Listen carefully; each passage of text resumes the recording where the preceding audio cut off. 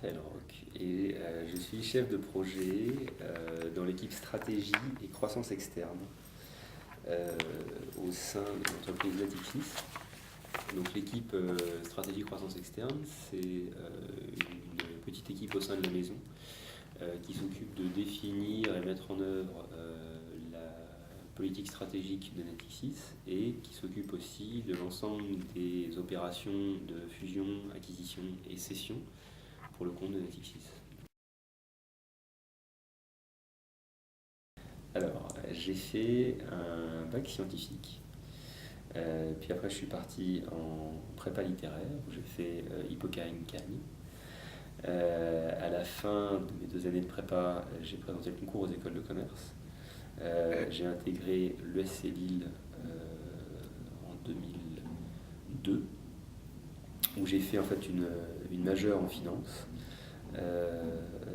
Et après, j'ai commencé à travailler dans la foulée de cette école en 2006, après avoir fait une année de césure sur 2 postes dans l'environnement financier, en banque. Voilà, donc un parcours pas très traditionnel.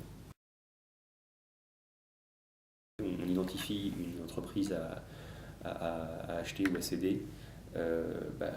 La première étape, c'est une analyse de faisabilité immédiate. Est-ce que l'entité en face est acheteur ou vendeur? Une fois que ça s'est validé, on va mener des travaux de valorisation. Donc, combien on pense que l'entreprise que l'on veut acheter ou vendre vaut. Après, justement, il y a cette analyse juridique et fiscale qui consiste à voir dans quelle mesure, encore une fois, une transaction est possible. On n'a pas véritablement de journée type. Tout dépend de l'avancement des différents dossiers sur lesquels on avance. Il arrive de temps en temps qu'il y ait une mauvaise nouvelle qui tombe ou quelque chose, un imprévu, et qui va chambouler toute la journée. Donc il est difficile de définir vraiment une journée clairement établie.